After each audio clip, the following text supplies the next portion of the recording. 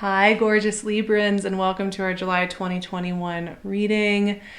Oh gosh, it has been such an intense year and a half. I think you have to agree with me, like, no matter how you've experienced the last year and a half. I know for me personally, it's been just kind of the most wild ride. There's definitely been a huge death and rebirth for myself, and I do feel like I am just like coming back to life in a whole new way, and I'm feeling so good about it. And I'm really excited to share the messages I have for you for July.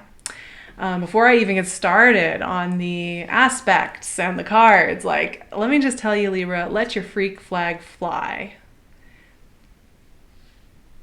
That's what I gotta say to you.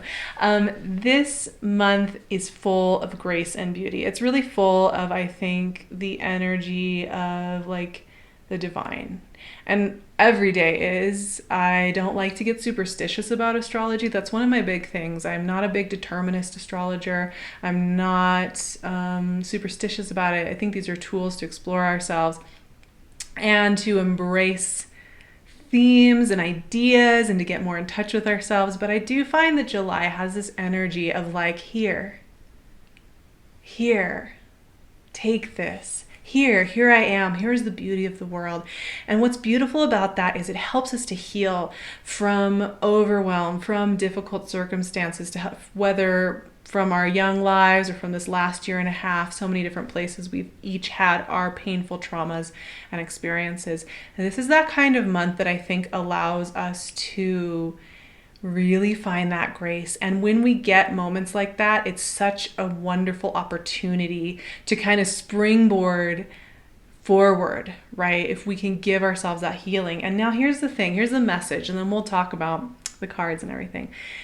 Don't worry about who you need to be for other people, right? Like, you don't need to be pretty. You don't need to fit in a container. You don't need to, have a career and identity based off what other people want from you. And the thing is that we often think about this in terms of kind of cinematic, oh, I'm being repressed by this person. My mom's telling me what to do, or my partner's telling me what to do, or society. But it's often subtler, right? It's those little places where it feels like, I can't go out of the house without, mascara on. That's just an example. And everybody's going to be different. So no judgment, genuinely. Or, like, I could never, show up at my new boyfriend's house in that outfit. Whatever it is, we're those places where we pinch, where we close ourselves off, where we feel like we have to make sure our costume is on immaculately so that we can go out of the house and so that we can make other people comfortable, is something to review at this time for Librans.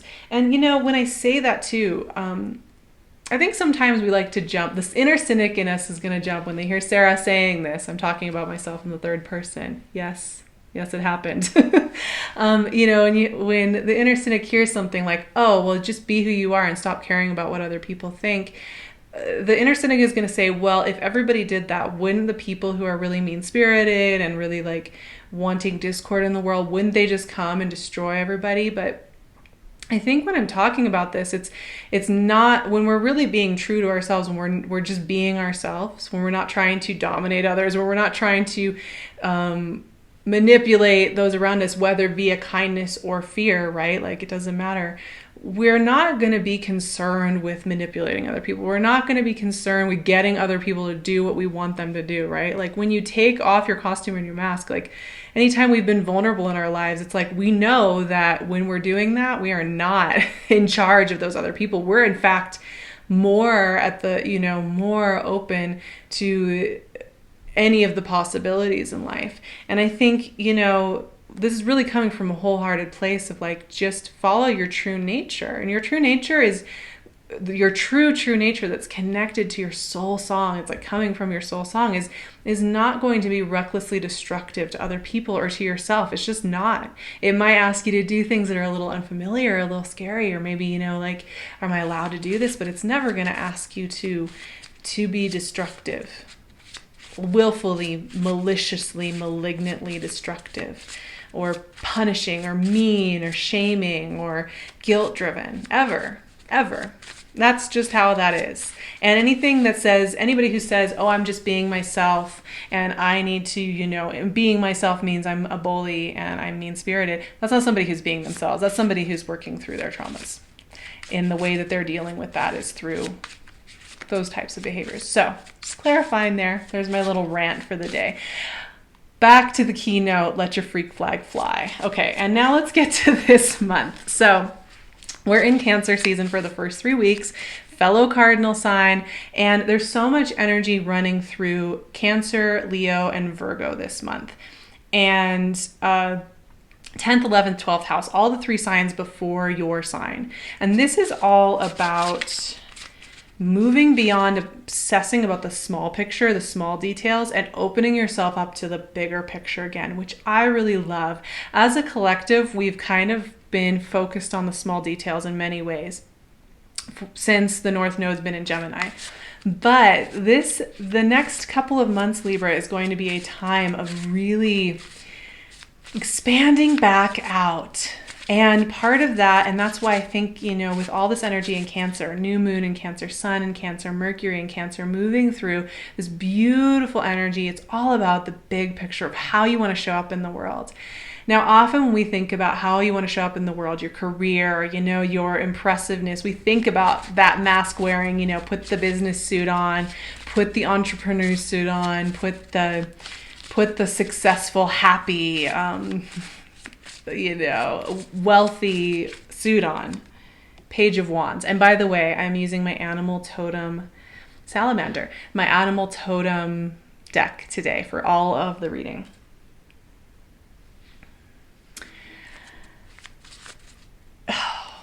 Oh yeah, we often think about, that big 10th house energy of like my reputation in the world.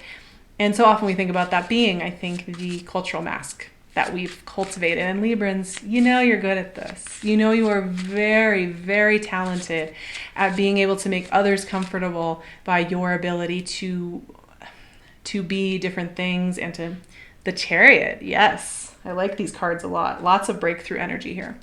But I think the true empowerment of 10th house energy is to be yourself within that, to show up as yourself. I mean, and to be honest, y'all, I struggle with that all the time. I want to make people comfortable. I want to make people feel at ease. I want to be able to converse with everybody and for everybody to think I'm okay. And, here in this work, here in my personal life, I'm totally addicted to that stuff. 2 of Pentacles. Oh, the owl. Or no, it's a falcon. It's a falcon. Sorry. I'm still fascinated by this deck. Every time I'm looking at it, I see something new in the cards. So I struggle with this all the time. So when I'm talking about this, it's something I'm learning. Yeah. But yeah, it's about letting go of who you think you're supposed to be, whatever that is. An Ace of Wands, my friends. Oh my goodness. I love this energy. I love the energy here today. It is so good. So we have all that energy moving through Cancer, really highlighting you being authentically you within what you want to do in the world. Then we have energy moving into Leo. We have the sun moving into Leo, Mercury moving into Leo.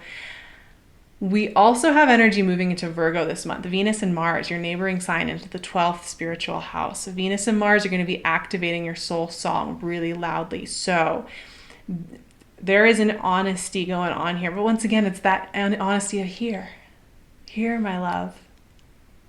Here you go. Take this, the divine voice coming and saying that to you.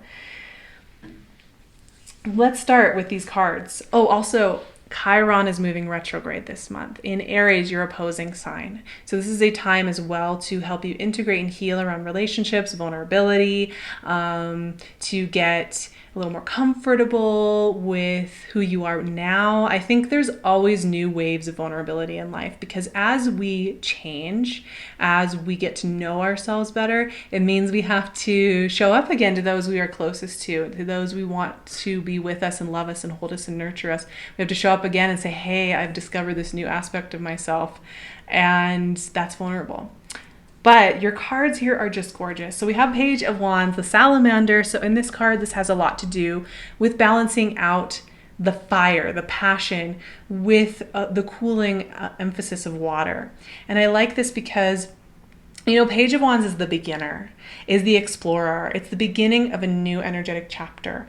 When the Page of Wands shows up, it's asking you to show up as a beginner in some aspect of your life and do it from a place of play and curiosity, from a place of wanting to learn and grow, not from a place of have to, not from a place of should, but from that place of curious growth and exploration. And the Page of Wands is about play and exploration and being new at something. Now, that's met with the Chariot.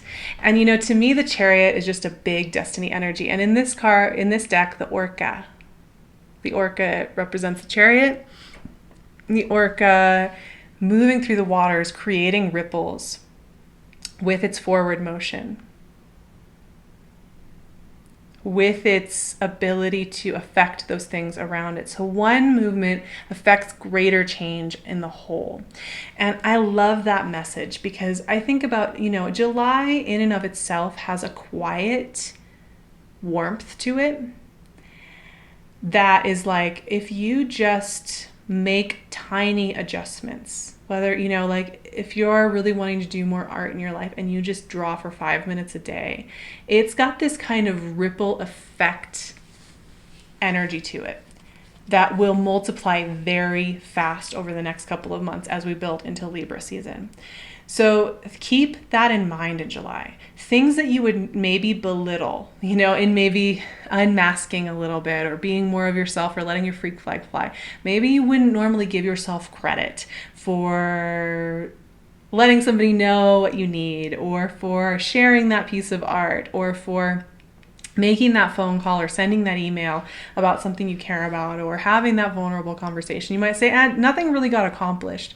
It did. Something did get accomplished. You're being shown here that you are navigating some new waters. You're breaking into some new spaces and you're causing ripple effects.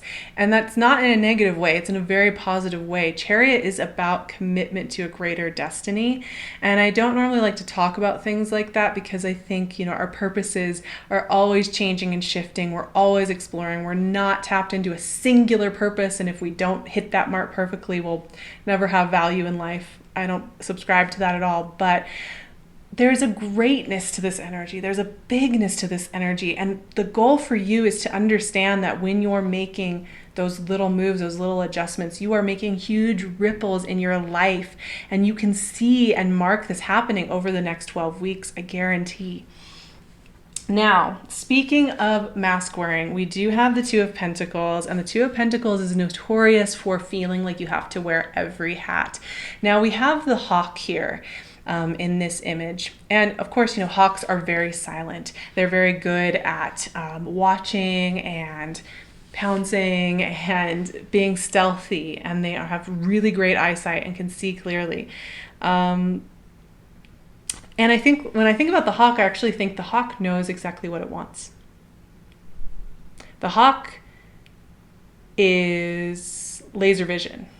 And the Two of Pentacles, interestingly enough, is about indecision. It's about feeling like you have to split yourself in two. You have to have your 1 foot here and 1 foot here. You have to be this free-spirited, wonderful person that wants to explore. And also you need to stay in this tradition over here, whatever that tradition is. And that's where the pain comes from. But the hawk, to me, represents our soul song. It represents that natural, innate beingness that knows what it wants. It knows which of these coins to pick up. It knows where to land. It knows where to look. It knows where to hear. It knows how to sense. And the best advice I can have for you is that get quiet and ask yourself the question. If you have one of those questions, should I go on that second date or not? Should I say yes to the job? Should I move? I don't know. Answer the question quickly from your gut, not from your analytical mind, from here. See what happens, because that's the hawk. That's the truth. And that's where you're being led with the Page of Wands and the Chariot.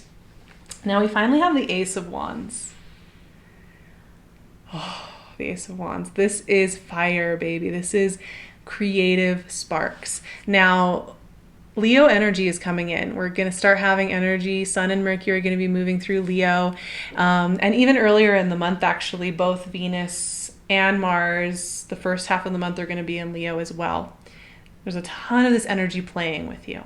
And it's very symbiotic energy. This is going to be filling you with creative ideas, creative ways of speaking, writing, talking, expressing yourself, showing yourself. The Ace of Wands is a big creative breakthrough.